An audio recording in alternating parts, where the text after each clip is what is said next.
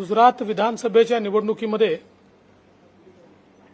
माननीय मोदीजींच्या नेतृत्वात भारतीय जनता पक्षाला एक अभूतपूर्व असा विजय मिळालेला आहे। सर्व प्रकारचे रेकॉर्ड हे भारतीय जनता पक्षाने तोडले आहेत आणि यात सर्वात महत्त्वाचं 27 वर्ष राज्य केल्यानंतर इतक्या रेकॉर्ड सीट्स जेव्हा जनता देते याचा अर्थ गुजरातच्या जनतेला हा विश्वास आहे की गुजरातमध्ये जे परिवर्तन झालं ते मोदीजींनी भारतीय जनता पक्षाने केलं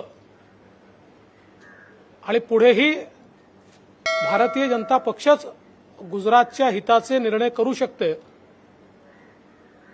मोदीजींच्या नेतृत्वातच देश पुढे जाऊ शकतो हा विश्वास गुजरातच्या जनतेने या निवडणुकीच्या माध्यमातून या ठिकाणी दाखवलेला आहे। 52% वोट्स हे भारतीय जनता पक्षाला मिळाले आहेत आणि आतापर्यंत जी काही ट्रेंड्स आहेत आणि ज्या सीट्स आल्या आहेत कमी अधिक प्रमाणात 157 जागी भाजपा जिंकलाय किंवा पुढे आहे अशी परिस्थिती आहे। काँग्रेस आजपर्यंतच्या इतिहासातल्या सर्वात लोएस्ट स्कोरवर तिथे गेलेला आहे 16 जागा आणि ज्यांनी मुख्यमंत्री पदाचा उमेदवार घोषित केला होता आणि आम्ही निवडून येणार असं लेखी दिलं होतं अशा आप नावाच्या पार्टीचे त्या ठिकाणी पुरते 12 वाजले आहेत आणि जनतेने त्यांना पूर्णपणे नाकारलेला आहे। त्यामुळे आप पार्टी ही दिल्लीपुरतं मर्यादित पार्टी आहे एकदा पुन्हा गुजरातनी या ठिकाणी दाखवून दिलेला आहे। मी गुजरातच्या जनतेचे मनापासून आभार मानतो, अभिनंदन करतो। खरं म्हणजे मी देखील त्या ठिकाणी प्रचाराला गेलो होतो आणि त्यावेळीच जनतेचा मूड अतिशय स्पष्ट दिसत होता। गुजरात मोदीमय होतं, भाजपमय होतं। जनतेने मूड बनवलेला होता आणि ज्या ज्या ठिकाणी मी सभांना गेलो तिथे मोदीजींचं नाव घेतल्यानंतर जो उत्स्फूर्त प्रतिसाद मिळायचा त्यातूनच लक्षात यायचं की लोकांची मानसिकता काय आहे। निवडून आलेल्या सगळ्या आमदारांना मी मनापासून शुभेच्छा देतो। गुजरातचे मुख्यमंत्री भूपेंद्र भाई, तिथले आमचे प्रदेश अध्यक्ष अशा सगळ्यांना मनापासून मी शुभेच्छा देतो।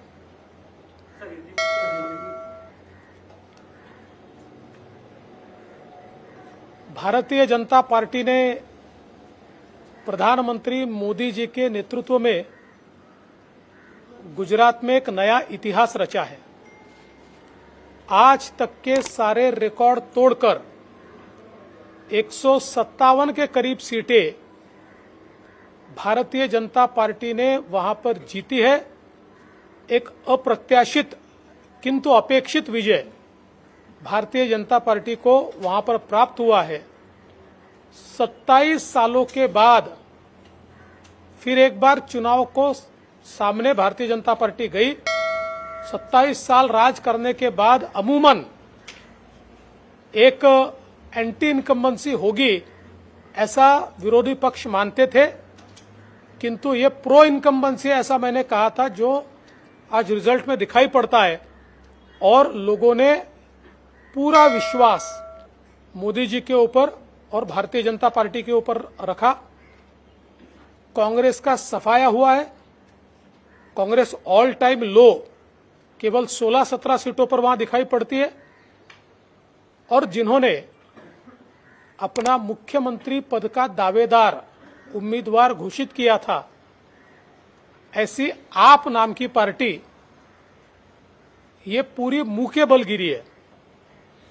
उनके नेता अरविंद केजरीवाल जी ने एक टीवी शो में लिखकर दिया था कि हमारी सरकार भी आएगी और हमारी कितनी सीटें आएगी, अब कितनी लिखी थी वो तो उनको मालूम है और टीवी वालों को मालूम है, किंतु आज के रिजल्ट ने ये बता दिया कि वे दिल्ली के नेता है, दिल्ली के बाहर वो नेता नहीं है, उनकी पार्टी नहीं है।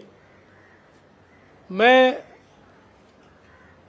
मोदी जी के साथ साथ हमारे राष्ट्रीय अध्यक्ष जी का भी बहुत बहुत अभिनंदन करता हूं, जिनके नेतृत्व में भारतीय जनता पार्टी आगे बढ़ रही है।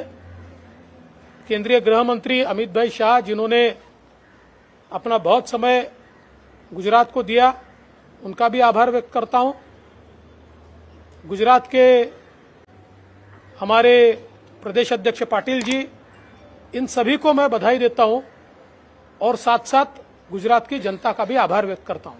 सर, उद्धव ठाकरे यांनी अभिनंदन केले, पण त्याच वेळेला ते असं म्हणतात की महाराष्ट्रातून नेलेले उद्योग फळले, अशी टीका पण केली त्यांनी। मी मागे देखील सांगितलं की उद्धवजींजवळ एक अस्त्र आहे, ते ब्रह्मास्त्रापेक्षा देखील जास्त प्रभावी आहे आणि ते म्हणजे टोमणे अस्त्र। त्यामुळे टोमणे मारल्याशिवाय त्यांचं कुठलं वाक्य पूर्ण होऊ शकत नाही। मला एकाच गोष्टीचा आनंद आहे की उद्योगाचं महत्त्व उद्धवजीला कळायला लागलं, कारण महाराष्ट्रातले उद्योग घालवणारेच ते आहेत। रिफायनरी सारखा महाराष्ट्रातला प्रोजेक्ट, जो देशातला सगळ्यात मोठा इन्व्हेस्टमेंटचा, सगळ्यात मोठा रोजगाराचा प्रोजेक्ट होता, तो माननीय उद्धवजींनी बाहेर घालवला। त्यामुळे मला असं वाटतं की खरं म्हणजे कधीतरी अशा प्रकारचा विजय मिळाल्यानंतर आपल्या विरोधी विचारांच्या लोकांचे तोंड भरून कौतुक करायचं असतं, पण अजून त्या मानसिकतेपर्यंत ते पोचलेले दिसत नाही। अजूनही जे काही महाराष्ट्रात घडलं त्याचा परिणाम त्याच्या मनावर मला दिसतोय। गुजरातमध्ये जितकं यश मिळालं तर हिमाचल प्रदेशमध्ये नेमकं काय झालं? हे खरं आहे की हिमाचल प्रदेशमध्ये अपेक्षित यश हे भारतीय जनता पक्षाला मिळालेलं नाही। हिमाचलमध्ये एक प्रथा राहिली आहे की दर 5 वर्षांनी त्या ठिकाणी सरकार बदलतं। यावर्षी आम्हाला अशी अपेक्षा होती की हा ट्रेंड आम्ही रोखू शकू। हिमाचलमध्ये मिळालेली मतं चांगली आहेत, जवळजवळ 42% भारतीय जनता पक्षाला आहे आणि आमच्यापेक्षा 1% मत जास्त काँग्रेसला, पण त्या 1%मुळे त्यांना त्या ठिकाणी मेजॉरिटी मिळाली आहे। त्यामुळे कुठेतरी मला असं वाटतं की या 5 वर्षाच्या कार्यकाळानंतर तो जो ट्रेंड आहे तो ट्रेंड बीट करता करता आम्ही राहिलो। 1% मतं जास्त मिळाली असती तर तो ट्रेंड बीट झाला असता, पण तरी देखील सीट्स काही कमी मिळालेल्या नाहीत, चांगल्याच मिळालेल्या आहेत, वोट्सही चांगले मिळालेले आहेत। भारतीय जनता पार्टी त्या ठिकाणी अजून मेहनत करेल। भाजपचे काही बंडखोर उमेदवार गुजरातमध्ये, खास करून होशियार सिंग यांना तुम्ही मुंबईत भेटला होता। आता जर आकडे बघितले तर 5,000पेक्षा जास्त मतांनी ते आघाडीवर आहेत। गुजरातमध्ये देखील बिहार किंवा गोव्यासाठी काही विशेष जबाबदारी आपल्यावर दिली आहे, काही अपक्ष किंवा सगळ्यांना बांधण्याची? माझ्यावर या क्षणी कुठलीही जबाबदारी नाही। मी होशियार सिंगजी यांना याकरता भेटलो की ते इथे होते, ते आजारी होते, लीलावतीमध्ये त्यांच्यावर उपचार। होशियार सिंगजी यांना याकरता भेटलो की ते इथे होते, ते आजारी होते, लीलावतीमध्ये त्यांच्यावर उपचार चालले होते आणि ते उपचार संपवून ते घरी गेले होते। त्यामुळे मला आमचे राष्ट्रीय अध्यक्ष आणि आमचे तिथले मुख्यमंत्री यांनी सांगितलं की हे जरी बंडखोर म्हणून उभे राहिले असले तरी आपल्याशी संबंधित आहेत, आपल्या घरचे आहेत, त्यामुळे तुम्ही जाऊन त्यांची ख्याली खुशाली बघा, म्हणून मी त्यांना भेटायला गेलो।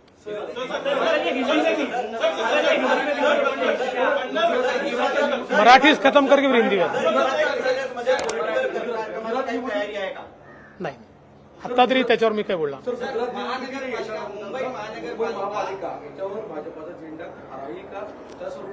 मुंबई महानगरपालिकेवर भारतीय जनता पार्टी, बाळासाहेबांची शिवसेना, आरपीआय आणि आमचे मित्रपक्ष असा ही जी आमची महायुती आहे, या आमच्या महायुतीचा झेंडा निश्चितपणे लागेल हा मला विश्वास आहे। अजितदादा पवारांची कर्नाटक बँकेकडे खाती तुम्ही दिली, ते कुठेतरी झटपेवर बीट सोडण्यासारखंच आहे।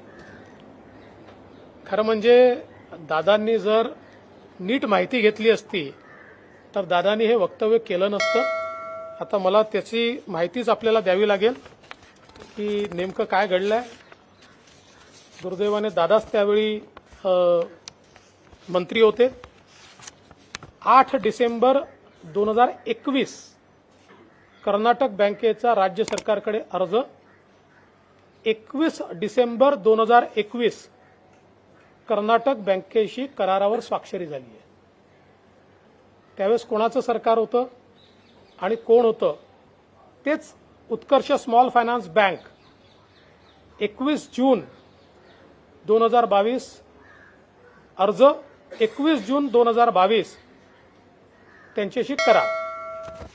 जम्मू काश्मीर बँक 30 जुलै अर्ज, 21 जुलै 2022ला त्यांच्याशी करार. आणि यासोबत 9 डिसेंबरला महाविकास आघाडीने बंधन बँकेला, इक्विटा स्मॉल फायनान्स बँकेला आणि करूर वैश्य बँक लिमिटेड आणि साऊथ इंडियन बँक यांना देखील अशाच प्रकारचे खाते हँडल करण्याकरता ही परवानगी दिलेली आहे. त्यामुळे मला असं वाटतं की कर्नाटक बँक असेल किंवा उत्कर्ष फायनान्स बँक असेल, आमचं सरकार याच्या 1 वर्ष आधी त्यांनी दिलेलं आहे आणि आता तेच टीका करतायत. मला तर आश्चर्यच वाटतं. एक गोष्ट आपण यात लक्षात घेतली पाहिजे की मी त्यांच्यावर याकरता टीका करणार नाही. बँक ऑफ महाराष्ट्र आहे, याचं नाव जरी महाराष्ट्र असलं तरी देखील राष्ट्रीय बँक आहे. त्यामुळे उद्या बँक ऑफ महाराष्ट्र म्हणून कर्नाटकने आम्ही यांना खाते देणार नाही किंवा अजून कोणीतरी खाते देणार नाही असं म्हणणं योग्य नाही. ही प्रथाही योग्य नाही. तथापि कर्नाटक बँकेला ही सगळी खाती किंवा हे सगळे बिझनेस देण्याचा निर्णय आमचं सरकार याच्यापूर्वी आणि आजपासून 1 वर्षापूर्वी महाविकास आघाडीच्या सरकारमध्ये उद्धव ठाकरेजी मुख्यमंत्री असताना आणि अजितदादा पवार फायनान्स मिनिस्टर असताना हे देण्यात आलेले आहेत. आता एक अजून मी हे सांगू इच्छितो की या ज्या सगळ्या गोष्टी आहेत, या गोष्टी मी मुख्यमंत्री राहिलो आहे, फायनान्स मिनिस्टरही आहे. फायनान्स मिनिस्ट्री जी आहे ही आरबीआयच्या नियमानुसार करत असते आणि आरबीआयच्या रिकमेंडेशन अनुसार करत असते. एखाद्याला वाटलं म्हणून द्यायचं किंवा एखाद्याला वाटलं म्हणून द्यायचं नाही असा त्याचा कुठलाही अर्थ नसतो. सर, कर्नाटक रक्षण सुरूच आहे. गदगमध्ये आजही गाड्या अडवण्यात आलेल्या, त्यांना तिथे घोषणावली केलेली आहे, त्याच्या गाड्यावर घोषणावली केलेली आहे. आजही ते प्रकार सुरूच. मला असं वाटतंय की यामध्ये काहीतरी राजकीय षडयंत्र आहे आणि 2 राज्यांमध्ये अशांतता पसरावी या दृष्टीनं काही लोक आता कार्यरत झालेले आहेत. कारण मी स्वतः तिथल्या मुख्यमंत्र्यांशी बोललो आहे, मी केंद्रीय गृहमंत्र्यांशी बोललो आहे.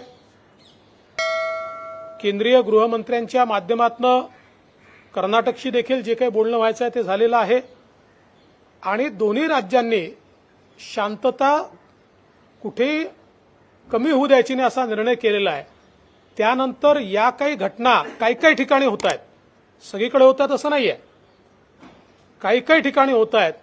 याच्या पाठीमागे काही राजकीय षडयंत्र आहे असा आता वास यायला लागला आहे. सर, संजय राऊत यांनी आरोप केलाय की त्यांना धमकीचे 2 फोन कालपासून आले आहेत आणि त्यांच्या जीवाला काही बरं वाईट झालं तर सरकार यासाठी जबाबदार आहे. काही चौकशी या संदर्भात केली जाईल. नक्की बघा, ते संजय राऊत असो किंवा कोणी असो, महाराष्ट्र राज्याचे जे नागरिक आहेत त्यांच्या जीविताची रक्षण करणं ही पोलिसांची जबाबदारीच आहे. पोलिसांना आम्ही निश्चित सांगू कुठले फोन येत आहेत, काय फोन येत आहेत आणि त्याकरता जी काही त्या ठिकाणी काळजी घ्यायची ती काळजी घेतली जाईल. सर, गौरी भिडे यांनी जनहित याचिका दाखल केली होती हायकोर्टामध्ये ठाकरे यांच्या प्रॉपर्टीवरनं. आज त्याच्यामध्ये राज्य सरकार धमकीचे 2 फोन कालपासून आले आहेत आणि त्यांच्या जीवाला काही बरं वाईट झालं तर सरकार यासाठी जबाबदार आहे. काही चौकशी या संदर्भात केली जाईल. नक्की बघा, ते संजय राऊत असो किंवा कोणी असो, महाराष्ट्र राज्याचे जे नागरिक आहेत त्यांच्या जीविताची रक्षण करणं ही पोलिसांची जबाबदारीच आहे. पोलिसांना आम्ही निश्चित सांगू कुठले फोन येत आहेत, काय फोन येत आहेत आणि त्याकरता जी काही त्या ठिकाणी काळजी घ्यायची ती काळजी घेतली जाईल. सर, गौरी भिडे यांनी जनहित याचिका दाखल केली होती हायकोर्टामध्ये ठाकरे यांच्या प्रॉपर्टीवरनं. आज त्याच्यामध्ये राज्य सरकारच्या वतीने कोर्टात सांगण्यात आलेलं आहे की पोलीस गृह विभाग याचं प्राथमिक चौकशी सुरू करते अशा स्वरूपाचे काही आदेश दिले गेलेले आहेत? नाही, आत्ता कोर्टात काय झालंय मला याची पूर्ण कल्पना नाही आहे, त्यामुळे कोर्टात नेमकं काय घडलेलं आहे याची कल्पना घेतल्यानंतरच मी त्या संदर्भात बोलू शकेन. सर On हिंदी में एक बार Karnataka, बता on दीजिए, Karnataka, जो what Uddhav is Thackeray talking with the Karnataka CM, but still situation is not under control. What do you think? What is the reason behind this? When the BJP is both sides. मुझे ऐसा लगता है कि अब एक प्रकार का राजनीतिक षड्यंत्र चल रहा है, दोनों राज्यों में अशांति फैले इसका प्रयास कुछ लोग मिलकर जानबूझकर कर रहे हैं।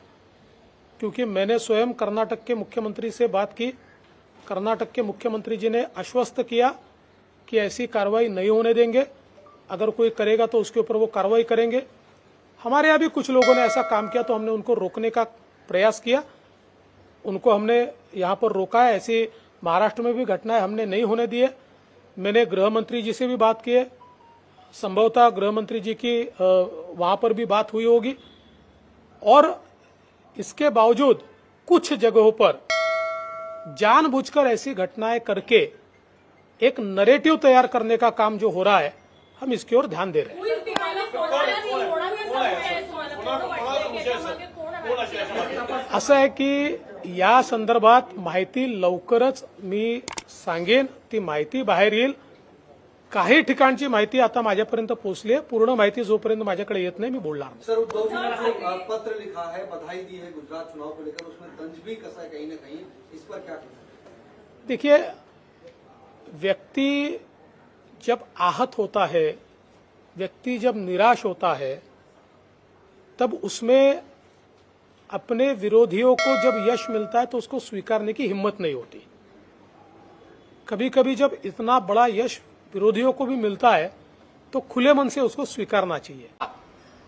सबसे बड़ी आज तक के इतिहास की इन्वेस्टमेंट, सबसे बड़ी रोजगार निर्माण करने वाली इन्वेस्टमेंट को रोकने का काम उन्होंने किया है.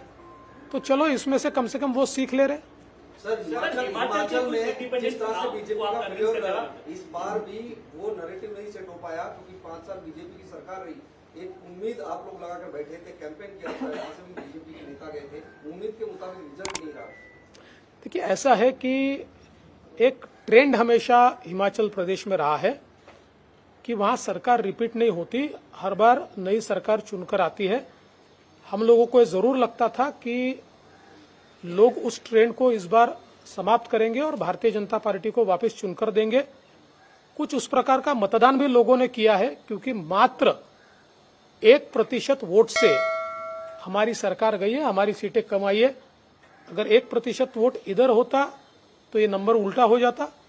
लेकिन फिर भी जो भी जनादेश है उसको स्वीकार करना चाहिए, उसको स्वीकार कर हमारी पार्टी आगे बढ़ेगी. एनसीपी का जो गुजरात बयान के जो आया है, परिणाम है, बैंक को लेकर वो कि मुंबई और महाराष्ट्र पे लोग कितने दे इफेक्ट रहे हैं, और दूसरी तरफ जो है कर्नाटक बॉर्डर पर इस तरह का इश्यू क्रिएट हो रहा है. देखिए, जब कोई बिना पढ़े बिना विचार किए बयान दे देता है तो बयान कभी कभी वो न चाहते हुए भी मूर्खतापूर्ण हो जाता है. कर्नाटक बैंक को जो बिजनेस दिया गया वो दिसंबर 2021 में दिया गया.